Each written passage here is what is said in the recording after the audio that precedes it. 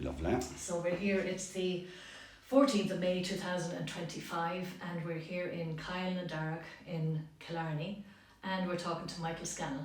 Thanks for coming, Michael. No problem. And the first thing we'll do is just to introduce yourself and tell me a little bit about when you were born and where you were born. My name is Michael Scannell, and I was born in the 4th of February 1969. I came from a place called Knockasheehan, Hertford, Killarney, which is 8 miles outside Killarney town, and raised and reared on a farm, family farm of at the time about 60 acres, but the farm has grown bigger and bigger by now. Oh wow, that's good. Yeah. And what was your homeland name, your townland name? Knockasheehan. And what do you know what that means? The hill of the Sheehans. The Sheehans also, it was a name for But actually there is no Sheehans there. Not now. Or never, we can never trace them, but that's the name. Okay. Yeah, so maybe back. Okay, so at home then there was your mum and dad and siblings. How many of you were there? I had 3 brothers and 3 sisters. Okay, and where were you in that? I was the 3rd youngest. Okay, stuck in the middle. Mm-hmm. All right. So I know you had an interesting start. So do you want to tell us a little bit about that, Michael? I can, yeah. I was born with a disability called arthrogryphosis, which affects just wherever you're born. It was my right leg, total right leg, was affected by it, which left me disabled permanently for always. I went to St Mary's Orthopaedic Hospital in Granabraher in Cork, where a lot of the Cork and Kerry people used to go at that time. To an orthopaedic hospital, and there was a surgeon there by the name of Mr. O'Connell, I think they call him Sir John St. John O'Connell. He was very high up in orthopaedics, and he took care of me for years and years and years. Wow. So my stays in and out of the hospital, one stay was 2 years, another stay was 9 months or nearly a year, and then every other time to be 3 and 4 months after that. Wow, so that was a different childhood to what most people would experience. It would be, but how old were you when it was diagnosed, Michael? Right away. I went to hospital when I was 8 years old. Oh my goodness. In those days that was kind of unusual too. Yeah. I'm sure, and very traumatic for your poor That's man. That's right. Yeah. You're here now. We're here now. I'm here now. That's fantastic. So you spent a lot of your childhood in and out of hospital. Did, yeah. Yeah. I still go to orthopaedic hospitals, but it's mostly in Dublin now, but right. Don't know. For kind of corrective work, is it, or do they constantly? They're just keeping an eye. I ended up with a leg amputation, but just keeping an eye on the whole procedure, all the same thing. But other than that, it's pretty hospital free, bar the odd appointments and things. Right. Okay. So the most hospital appointments, where was it most intense? Was it in your teens or in your young years? My very young years, we'll say 2 or 3 years to 9 or 10, 11. And then there was a kind of a gap, and there was big surgery then done from, we'll say, when I was the middle 20s to the early 40s. Wow. Yeah. Okay. Yeah. Gosh, that was a lot. So I suppose they dealt with you as a child and then had to wait till your body That's had right. grown probably Exactly, and try it again. Okay. Cool. So going back to home, tell me a little bit about the house that you grew up in. Was it was on a farm? So the house was on a farm. It was actually a house built by my grandfather. Now, well, he didn't build it, but he paid for it. It was a big two-story house. Yeah. 3 windows on the top, 2 on the bottom, a door in the middle. Wow, nice. Straight gables up in it. An old type farm house. Yeah. And what would the conditions have been like? Would you have had running water in the house? We had running water, nothing very modern now, but just the basics, just bathroom and toilet and a shower. Yeah. And just running water, and ran by an open fire, and then onto a range and then changed to an oil range. Right, so progressed along. Progressed along, Yeah, but you yeah. know, it was basic enough. There was nothing. But it wasn't primitive in as much you didn't have to go 2 miles for water or Oh no, anything. no. You had your own, No, you had your with water our there. own well, yeah. Wow, nice. So you were living out in the country, were you very isolated, or were there other families near you, around you? There was big families around up the road and down the road, but there was so much work to be done on this farm. We had much time to call to other families. We'd meet them at school or walking home from school or walking to school. We always walked. That was really, which our entertainment was farming because there was too much to be done. It was hard work, and every child was needed, I suppose, to do their bit. And how far did you have to walk to school? A mile. A mile. Wow. Exactly. Yeah. Walked every day, came and went every day. Whatever the weather. Yeah. Yeah. Whether we were lucky if we got a drive, but if every child walked, there was That's it. 40 or 50 young lads walking up the road like. Yeah. Yeah. Great, okay. So did you live there for all your childhood in that family home? I did. Except for when you were in hospital? Oh, I did. That was the basic home, yeah. Yeah. And when would you have left that home then? When I left in 2000, I got work at MD O'Shea's in Killarney, which was known as the shop called Mackey's, to the hardware shop, a few years before that, and I was getting drives in and out to work, and I found it difficult to get drives. It was people were going different times and grand, but it made life easier that I rented a flat in Killarney which made life a lot easier. So you were able to walk to work and walked up the street to work, and that's how I got on the council listing. Oh right, okay. And how old would you have been at that stage when you moved out of home, would you say? I suppose I was 28, 29, I suppose, to see hospitals really slowed me down from, of course, all the rest of them were kind of gone. Yeah. But operations and another one next year and another one in half a year's time, you kind of knew what was coming, so you really couldn't bolt away. Plans, and you needed the minding too. That's right. Out of hospital. That's right. Yeah. And were they good at home to look after you? They were indeed, my mother and father, yeah. That's great, yeah. So when you moved out then, you got a flat, and did you know straight away to put your name on the council list? I did. Yeah, I done that right away. Yeah. Yes, indeed. And how long were you then before you were housed, or did you have different places to live? No, I stayed in the one flat, and about 3 years I was only waiting, but I got here in Holy Cross Gardens before Clúid housing in Holy Cross Gardens, and it was due to my disability and everything, and hounding looking for a house, and councillors and TDs in my case, I kept at it and I got housed by Clúid housing, and that was it then. So you had about 3 years. About 3 years, yeah. Which was hard work. You had it was constantly writing letters and ringing them and everything. Yeah. But it was fine. It was worth doing. It was worth doing for it, yeah. So when you moved into, was it Holy Cross Gardens? Yes. What was that property like? Was it where you were staying? That's not where you are now, is it? No, not where I am now. It was just across the yard there. It was actually the first place that Clúid housing had in Killarney. Okay. Well, it was lovely. It was on ground level, but the one thing about it is that I always found it was very, very compact and very small. And then I ended up getting a leg amputation, and I had bigger needs, like with a wheelchair and a few things like that, and a mobility scooter, and it wasn't really suitable. Right. So that's how I got transferred down to here in Oakwood then. And was that difficult? Did you have to campaign to get that? Like, what did you have to do to get moved? Did you have to write letters again and? Well, through Clúid, and I had to fill up a transfer form and all that, and. So Clúid basically were able to move you? Yes, it was kind of. So what was it like here then when you moved here? Was that a big improvement for you? Oh, big improvement, big, very big. So tell me about that. Well, it would way more space, and you would way more. The house would have been Era size-wise, like, it was a way more comfortable, and you could put things away that wouldn't be coming in your way, that kind of way.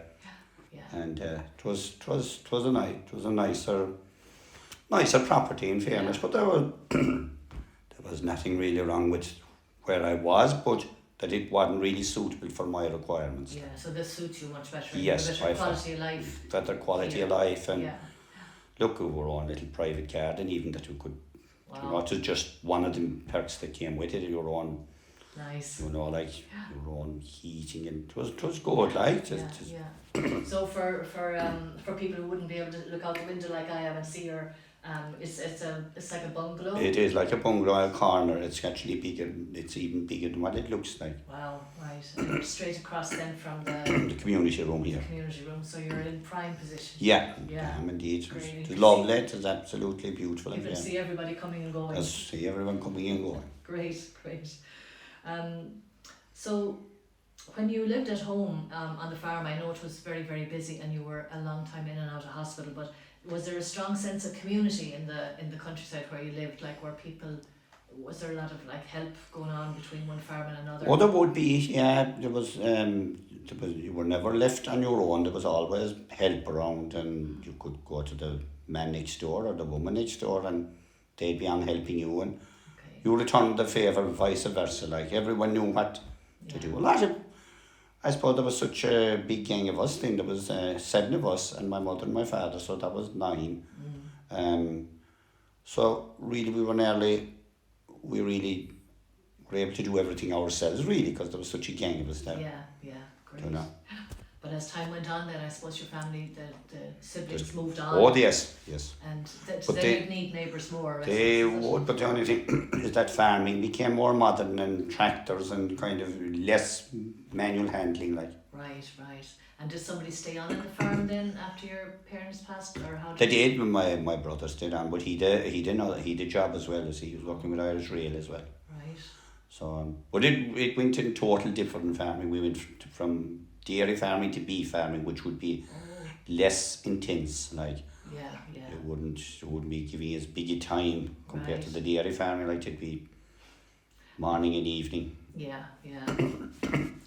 Right, okay. So you told me a bit about when you moved in here and how you came to live here.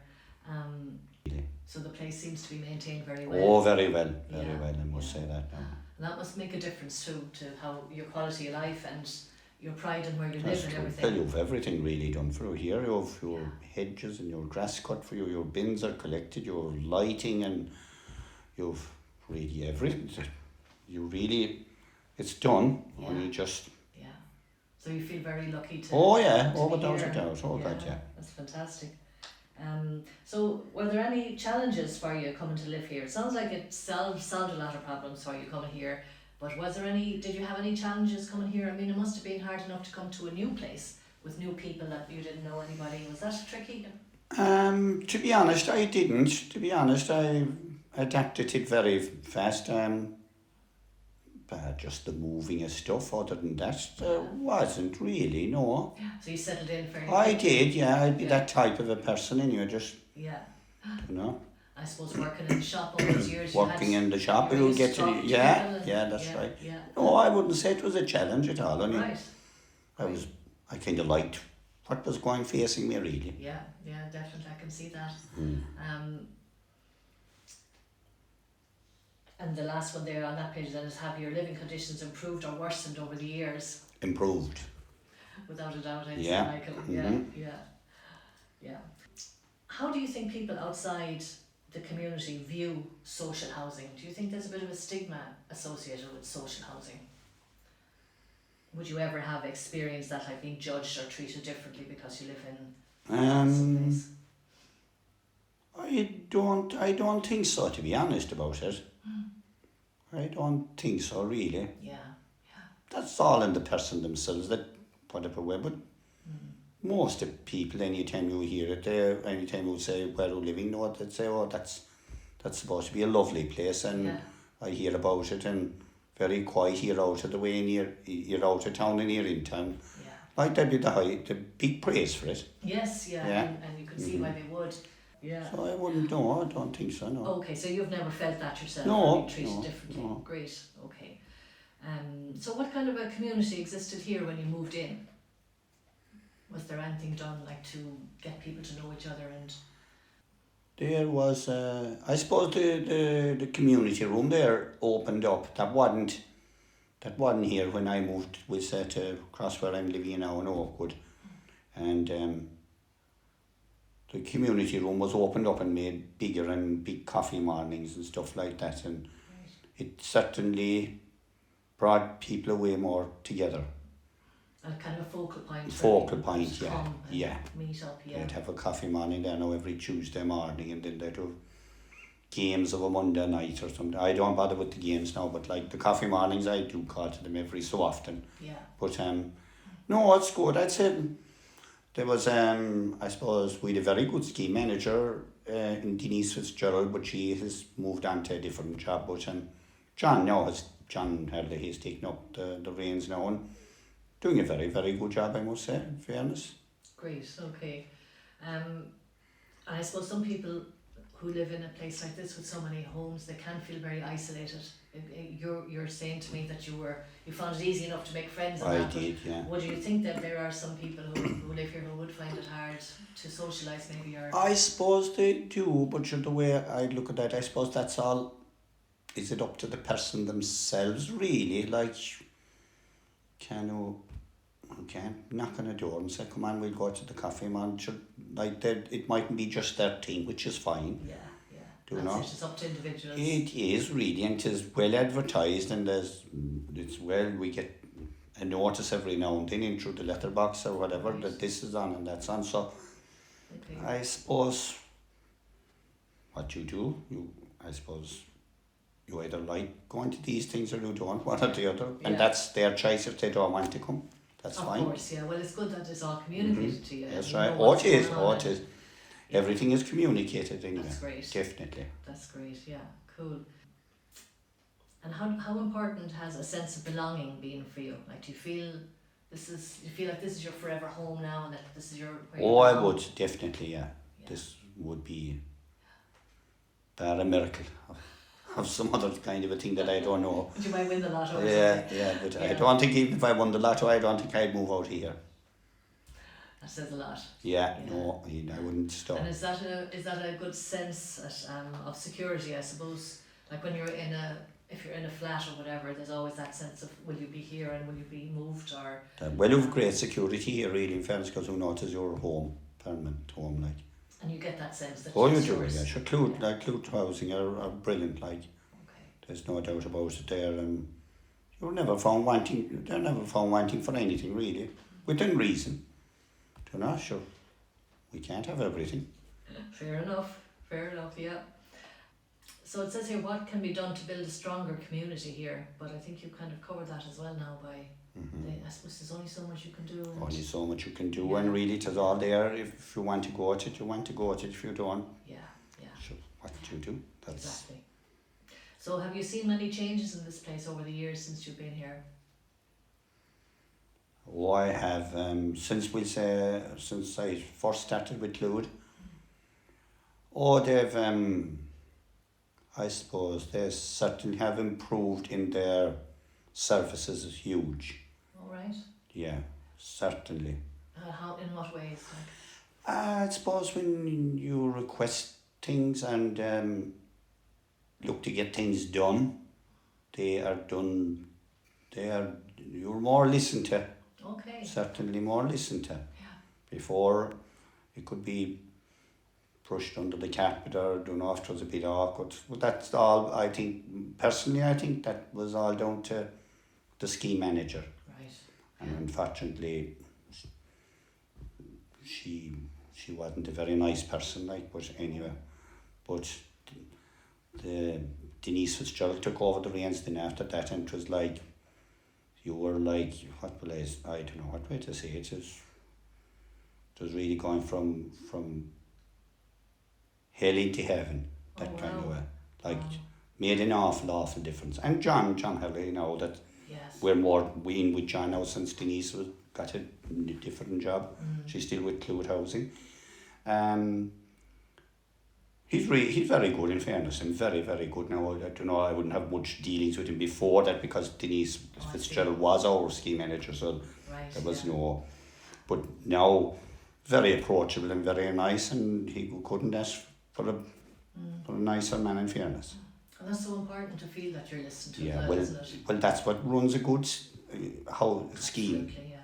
If you have a good scheme manager, which Denise, I must say now, Denise was top class, and Rachel Larty was another very, very great person, and it benefited me hugely. Brilliant. In that troubled times that I went through there, but I soldiered it away. It was great. Right, I was used to being, You're resilient. Yeah. That's for sure. Yeah. That's yeah. right.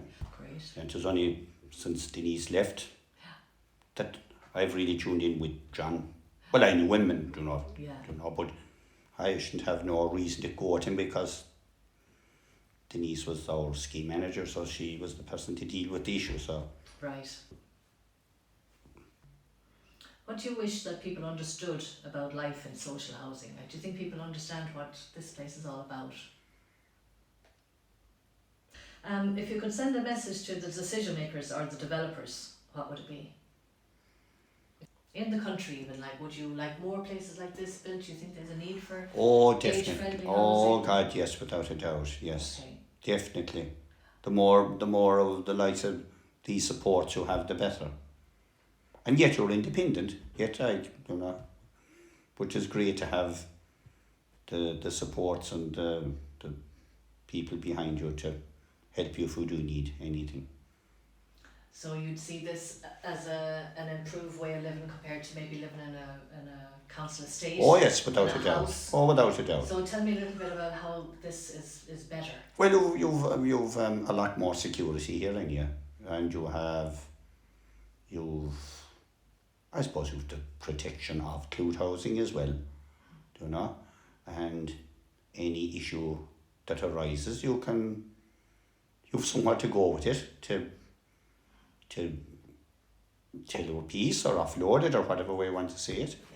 Yeah. Any breakdowns in the house or anything go wrong, you just lift the phone and it's sorted.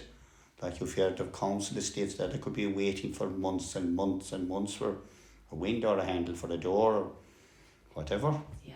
Here is all the longest. If it's urgent, you're done early the following day, and if it is not urgent, you're sorted out within a week or two. Right. Or thereabouts. That's terrific. And like you say, I suppose the responsibility of a house as you're getting older, or you're not able to manage the space. Yeah. Whereas here you have space that suits your abilities. Space that suits your ability, and it's kind of, I suppose it's, most of the buildings now, they're like wheelchair friendly, and they're all kind of with ramps and everything there, so it's pretty good, really. Right, great. So what stories or lessons need to be remembered from your experience? Like, obviously you were waiting on the council list, but not for too long, which was wonderful. But would you know other people who've been on lists for a long time? Oh, I've had the people on 18 and 19 years and 12 years and long time. Wow. But that's, I suppose, the society we're living in, the housing shortage and everything. Everyone is looking to get number 11 or whatever. There could be 300 looking for it, so one can only get it. Exactly, yeah. And you had to fight hard to get I it. had, definitely. So would you suggest that to people like that? If they want something, they have to work? You have to work hard for it, yeah, and well, really, I suppose only because of my disability, I wouldn't have been housed because I was well underage at the time. But I got it through.